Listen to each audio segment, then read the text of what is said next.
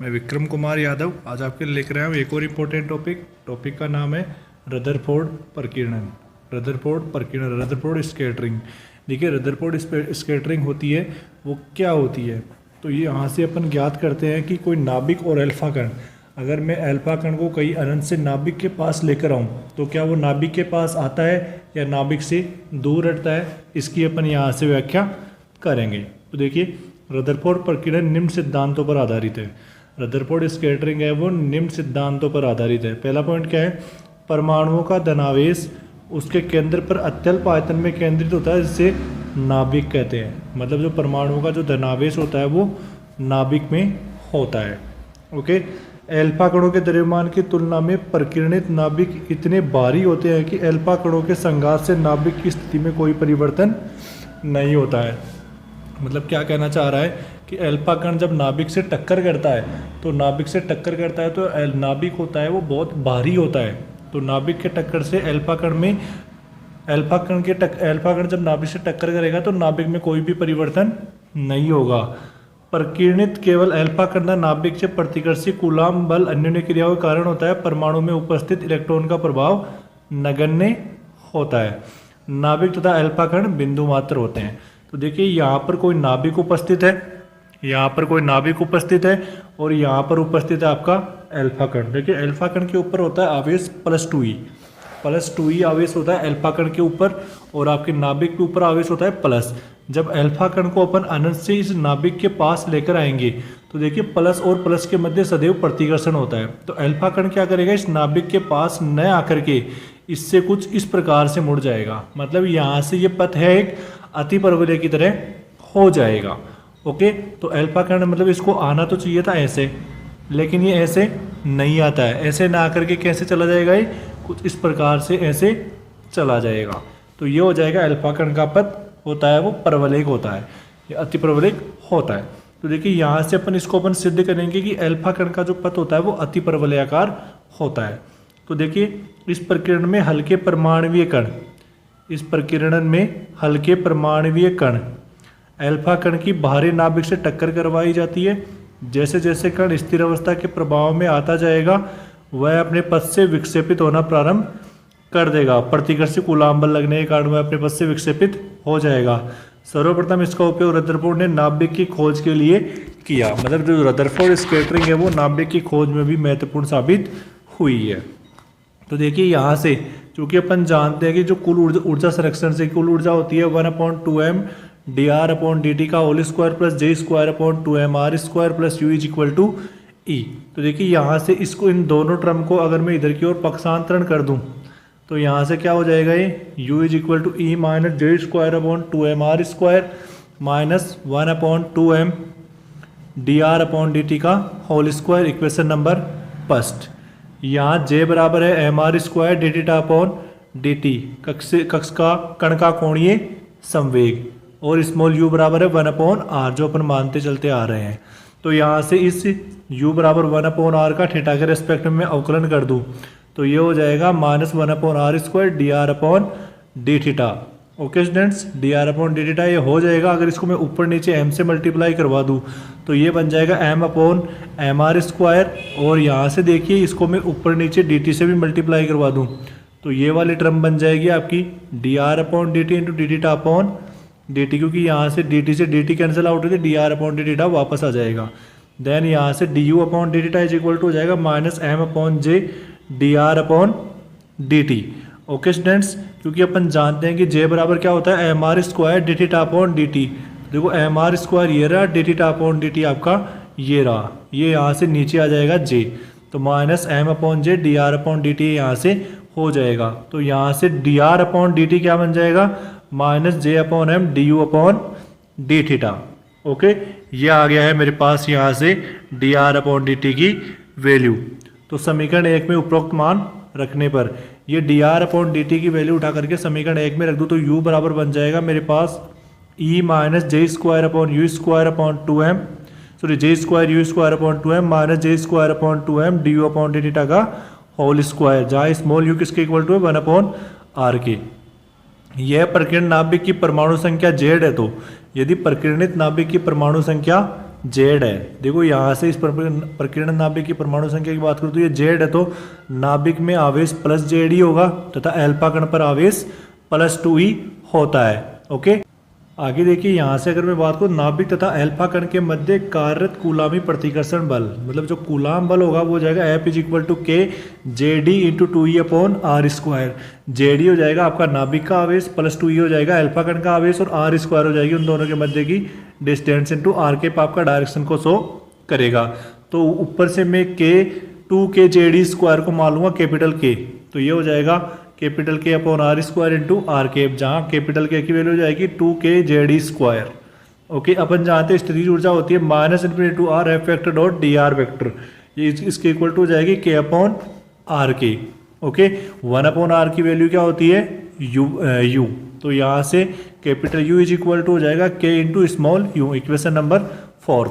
माना अल्फा कण अनंत दूरी से नाभिक की ओर PO दिशा में V0 वेग से गति कर रहा है, तो नाभिक की तो कण की प्रारंभिक कुल ऊर्जा जब वह नाभिक के प्रभाव में नहीं है U = 0 उसकी गतिज ऊर्जा के तुल्य होती है, मतलब स्थितिज ऊर्जा 0 हो जाएगी। ओके, तो E बराबर हो जाएगा 1/m V0²।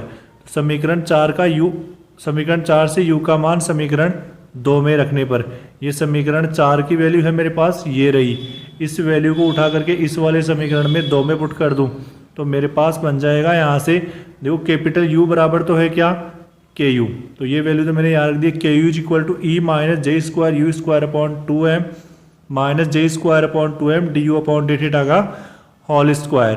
ओके, अब देखिए यहाँ से इनका पक्षांतरण कर दूँ तो ये बन जाएगा du/dθ का whole square plus U² = 2m/J² E - K × U। Okay, ये मेरे पास बन जाएगा इक्वेशन नंबर 6। आगे देखिए, यदि अल्फा कण की प्रारंभिक दिशा PO पर नाभिक की स्थिति से एक लंब NM डाला जाए तो यह लंब दूरी B क्या कहलाती है, संघात प्राचल। लंब दूरी B संघात प्राचल कहलाती है। तो देखिए यहाँ से ये तो हो गई आपकी PO दिशा, ये वाली PO डायरेक्शन। ओके, और ये NM लंब डाला जाए तो ये डिस्टेंस कहलाएगी मेरी B, इसको क्या बोलेंगे अपन, संघात पैरामीटर। आगे देखिए यहाँ से n के सापेक्ष अल्फा कण का कोणीय संवेग, n के सापेक्ष अल्फा कण का कोणीय संवेग की बात करूँ तो वो हो जाएगा J = m V0 × B। तो समीकरण 5 से J = V0 की वैल्यू रख दो यहाँ से उठा करके, कहाँ से, इस समीकरण 5 से क्या बन जाएगी 2E/m का स्क्वायर रूट, ये हो जाएगी V0 की वैल्यू। तो J = m2E/m। देन यहाँ से देखो इस बाहर वाले m को मैं √m × √m लिख दूंगा, तो एक √m से एक √m कैंसिल आउट हो जाएगा और एक बच जाएगा।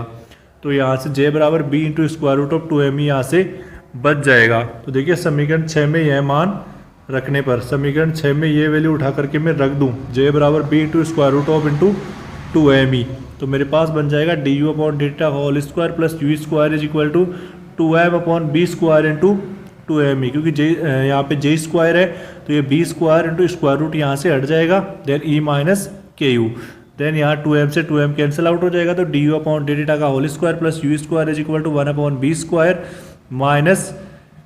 -KU/EB²। ओके स्टूडेंट्स, क्योंकि मैंने इसको अंदर ब्रैकेट के मल्टीप्लाई करवा दिया है, तो du/dθ का whole square plus U² = 1/B² KU/EB²। Then यहाँ से ये आ जाएगा du/dθ का whole square plus U² = 1/B² into इसको ऊपर नीचे 2 से मल्टीप्लाई करवा दो तो 2UK/2EB² यहाँ से बन जाएगा। देन आगे हो जाएगा ये du/dθ का whole square plus U² = 1/B² -2U/P। Okay student, 2U/P, जहाँ P बराबर है 2EB²/K। यहाँ पे मैंने 2EB²/K को क्या रख दिया है, P², सॉरी केवल P। तो यहाँ से देखिए इस U² को भी अगर मैं इधर ले जाऊँ तो du/dθ यहाँ से, देन यहाँ से देखिए 1/B² -2U/P इंटू U², ये यहाँ से हो जाएगा क्योंकि मैंने U² को इधर पक्षांतरण कर दिया है। ओके, देन आगे देखिए यहाँ से, मैं यहाँ से क्या करूँगा, इसको 1/B² पी स्क्वायर और 1/b² सॉरी 1/p² से ऊपर नीचे मल्टीपल मतलब 1/p² जोड़ दूंगा और घटा दूंगा इस वाले समीकरण 8 के अंदर। ये काम करने के बाद में मैं क्या करूँगा, तो मेरे पास ये टर्म बन जाएगी 1/b² plus 1/p² minus 1/p+u का होल स्क्वायर, यहाँ से टर्म बन जाएगी।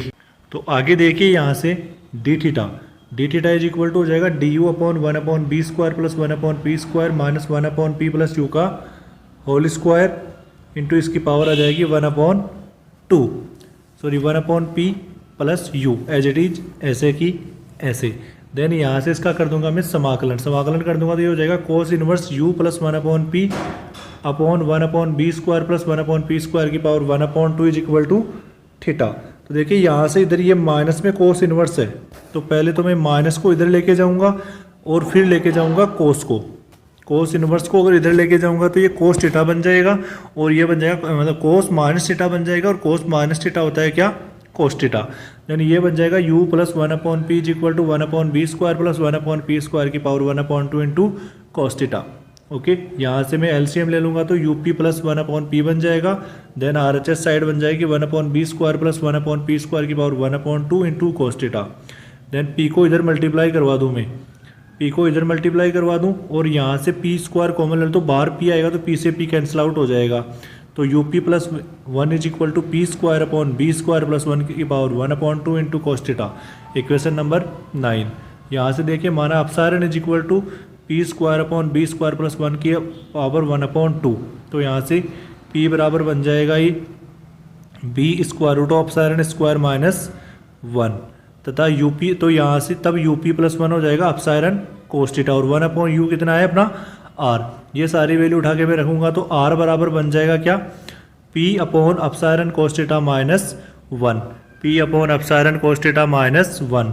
ये जो इक्वेशन आया है अपना, ये एक अतिपरवलय का समीकरण है। ये इक्वेशन आया है वो किसका समीकरण है, अतिपरवलय का समीकरण है। ये अतिपरवलय का समीकरण है।